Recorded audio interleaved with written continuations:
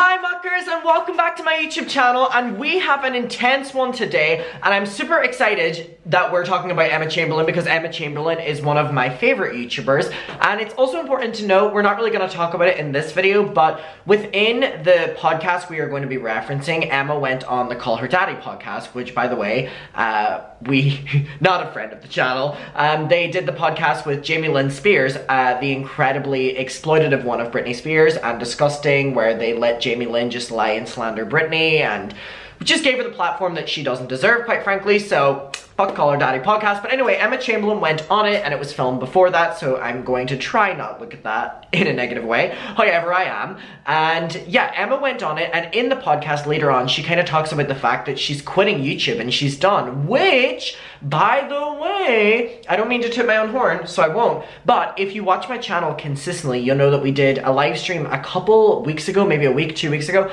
and in it someone asked me about Emma Chamberlain, and I basically say that it's quite obvious that Emma's gonna quit YouTube soon. Her previous couple videos, she really doesn't seem to feel creative or feel inspired by YouTube. And Emma is someone, if you don't know, who's always been like, whenever she's inspired, and she'll let you know, and she'll make great videos, and she'll always be reinventing different ways on YouTube. But she really hasn't been on that, you know, in her channel recently, and I've kind of been picking up on it. And so I basically said that I think that very soon she's going to announce that she's quitting YouTube, and spoiler, she is. She's saying that she's now going to take a step back from YouTube. She gives a lot of reasons for that. We'll get into that in a next video. And basically she's done with it for now, and she just wants to focus on other things. But that's not what we're going to be talking about in today's video. We are going to be talking about Emma Chamberlain putting people like James Charles and Ethan Dolan, Grayson Dolan, she was in a group called the Gerties, the Sister Squad, if you're aware of them, putting them all on blast. And she was asked about fake friends within LA, fake friends within the YouTube community, the YouTube space, people who've used her, people who have exploited her, have made her feel some sort of way, have kind of used power dynamic over her, and all of this is leading, and a lot of people are coming to their own conclusions, and I firmly agree that it is about the Sister Squad. Now, the reason for this, if you don't know the Sister Squad, was Emma Chamberlain, James Charles, Ethan Dolan, and Grayson Dolan. Now, in retrospect, Ethan and Grayson Dolan have also quit YouTube, so it's really only James Charles, the one in that group, who's still on YouTube.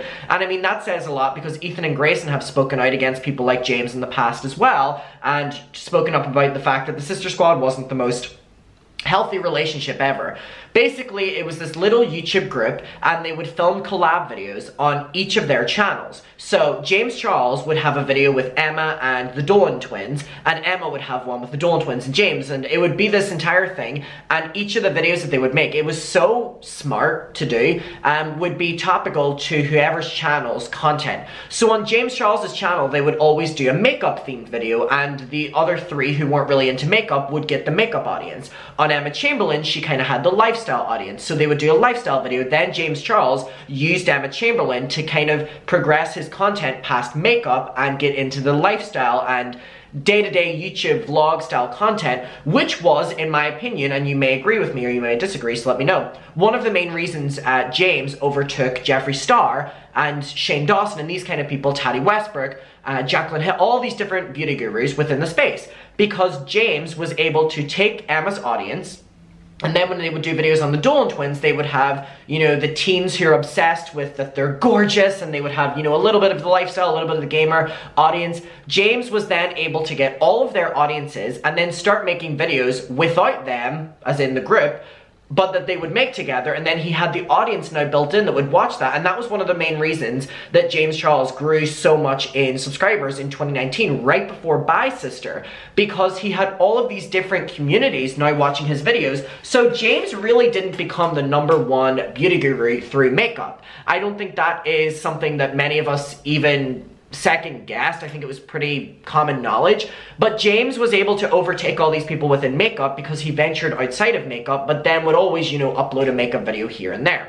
Now, whenever Bye Sister happened in 2019, Tati Westbrook uploading the exposed video on James Charles, Emma Chamberlain and the Dolan twins quickly unfollowed James Charles, and they were asked a lot about what their opinion was on it, because they had been really close friends, we'll, you know, hear that in a second, through 2019, and they dropped him, and The Dolan twins have never really went back to James Charles. However, it is important to note that as much as I like Emma Chamberlain, she was very shady in the fact that last year she did a reunion collab video with James Charles. Now in the video, she talks about the fact that she doesn't feel that she's fully ready to be James Charles's friend right now.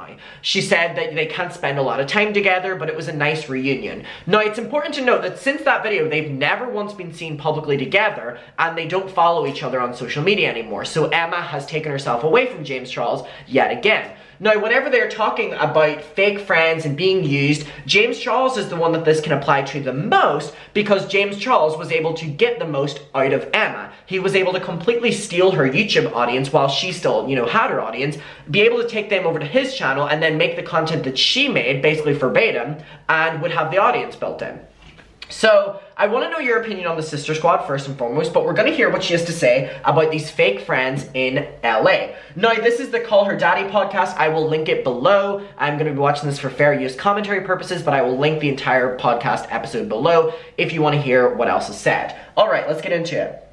Alright. There was like a few instances where, you know, people would want me to appear in their videos, for example, and you know, I would be like, I can't today because like I need to be working and I need to like, I have to be and they'd be like, and you know, maybe because they were more successful than me in some ways or whatever.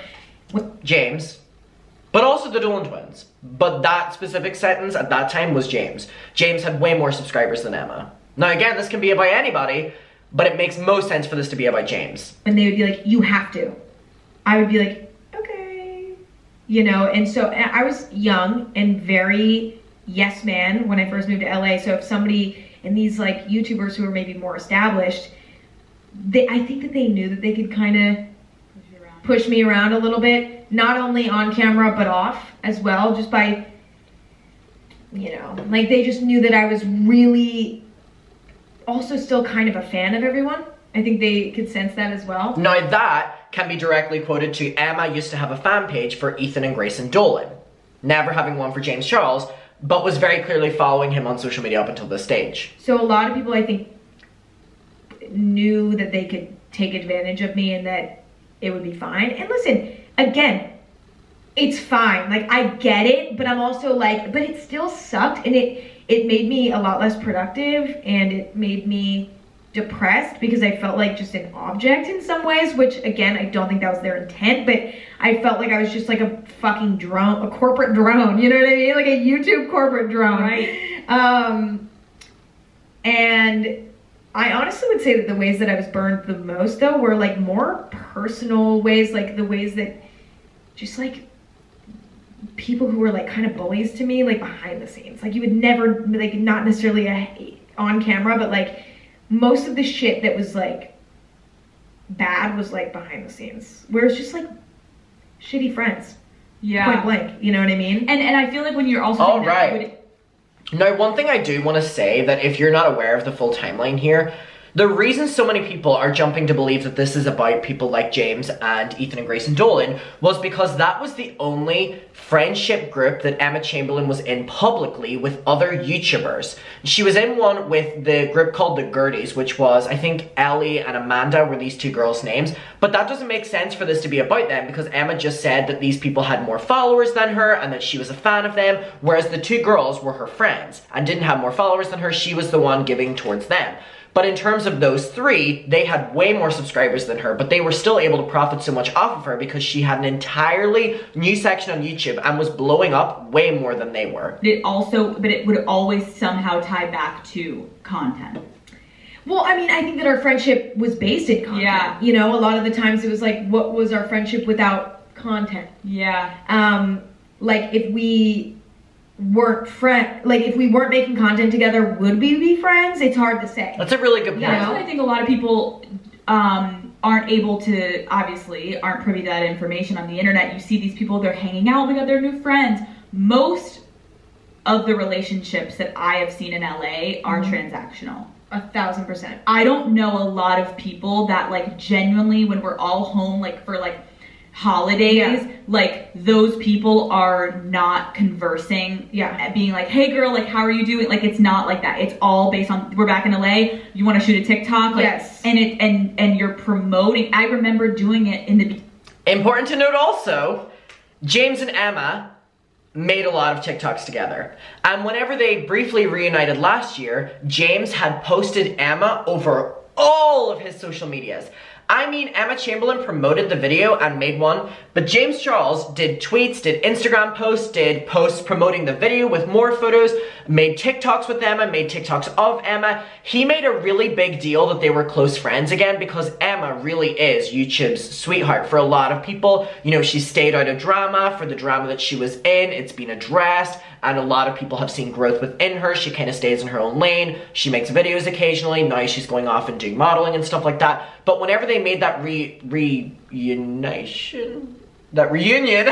they basically had a lot of posts about them posted by James Charles. And it seemed very exploitative in the moment, and a lot of people called it out. Beginning of my show, when I co-host, it was like we were promoting being like best friends. We had met like 3 months before. Of course. And it was this like, seems so This, depressing. like, fun lifestyle, and it doesn't look great. I guess people think that if you're standing with someone that doesn't have followers, it's actually your friend from your hometown, right? No one's interested in that. But if you're standing next to, if I'm standing next to Tana Mojo, that is logistically going to get more downloads and views than if my friend Jackie from home is going to be next to me. Like, who the fuck is that bitch? All right, and then I have a second timestamp to fast forward to right here to kind of show you another part because I thought it was really good. So yeah, I watched this entire podcast. And I learned a lot about Emma, and I learned a lot about these YouTube circles. So let's hear what she has to say. Like, quite close friendships, where we were talking a lot. Some of them not. But, like, some of them genuinely were close like that. But the question still remains, would we be friends if we weren't making content together when we were together? Right. And it's like, that's kind of where it gets foggy, right? Because it's like, the fact that in a friendship, this isn't even talking about Emma and James or Emma and the Dolan twins, this is talking about on a scheme, like, to feel that insecure in a friendship where you're constantly having to judge whether you think someone is friends with you because of, number one, your social media following, that's one thing, or two, for the possibility of constantly posting pictures, videos, letting people know you're having a perfect relationship together. That's very depressing because then you won't feel like you can tell this person anything because they're willing to drop you at a drop of a hat anyway because the friendship is so transactional, right? It's almost just like work colleagues, but even less than work colleagues because you really can't say anything to them because they'll be waiting to expose you. We were really close, but if we weren't making content together, like, would we be hanging out? Would we even care to check in on one another? You know what I mean? Where was the intent? When did those type of dynamics, when did you wake up and they stopped? It happened like one by one, I would say. Like, I would have kind of realization about just, and it wasn't like anything. Some of them, there was like moments where it was like a blow up, where it was just like, fuck you, you know? Like, this is just like not, like, you are using me, I can tell, fuck you. But then other moments it was like, it was more just like a drift away where I was like, you know what? How was our friendship off camera? And if the friendship was like not good, then I was like, you know what? I'm just gonna back away. And I've always been somebody where I'm like, I don't feel much sadness if a friendship's not like positive. I will be the first one to fucking cut it off. And just because what's the point? You know, even if we're profiting off of our friendship, even if we're not, even if it's a private friendship, both, I will like walk away with no remorse if I feel like it's right. And so that I kept that principle for all friendships, you know, throughout my teen years. My main point on why I firmly believe this is about James Charles is because everything she's saying is about going back to that person and it being this big blow up mess or feeling like they're using you again. Because Emma was the only one out of all of the friends who gave James Charles a second chance. And then since that video that they posted, I want to make sure if it's on James Charles's channel still, Emma never went back to James Charles. They were never seen together again. And now it's important to note that James Charles was not being cancelled during this time at all. So it would have been either a big blow up or a natural progression. And in that reunition video, I don't even know why I'm saying that, I could just say reunion. they really were so hesitant to want to talk to each other on camera because they didn't feel comfortable necessarily being the closest friends yet. Like, literally, okay, so the video is still up, but in it, they're talking about the fact that they don't feel like they can be around each other for that long. Yeah. So it's literally just like a video like this. I pulled it up on my phone. But it's just like a reunion video, right? He hates it. James, you're gonna look hot. I can imagine you taking a photo in this up on top of a rooftop, like a posing right like this, and the Chamberlain's have a photo with the timer cam. But not for you. No. Well, it is for you this week, James. Are you gonna trust me? I mean, I have no choice. This one, Judy. So it's I'm gonna intriguing to know, right? James, because I feel like that last one really No. you. So there's one point of this video that I'm trying to like find. I probably won't, but it was basically, hold on, maybe it's here. I can't wait to see it on social media while I'm laying in bed. You're just like, Yeah. I'll make sure to send you lots of photos and see you on Friday. for the final look and for our grand reveal. Yes! Love you, kitty girl. Love you, kitty girl. Yeah, okay, so this video was, I can't find the point, maybe I was dreaming it, but it was a really awkward video like you just saw. They really had no chemistry, and this was after them being friends on YouTube for quite some time. And yeah, Emma is the only one that ever returned to James, and he was never, like I said, in a big scandal, so it would have been Emma or James making the decision to not be friends again, which is exactly what Emma is saying here. But I want to know what your opinion is. Who do you think Emma's talking about here? I firmly stand by the fact that it only makes sense for her to be overall talking about Ethan and the Dolan twins because it was the sister squad, but specifically talking about going back to, and then that happening again, James Charles. Is it the most bizarre thing that another person is talking about how James Charles was using them? No, we've heard this before. Alright, Mucker, I want to know your opinion. We'll talk about it below. Thank you so much for watching this video, and let's go in with our Mucker hug. Thank you for being here, and I really appreciate your time, and let me know what you have to say below. And I'll see you. Bye!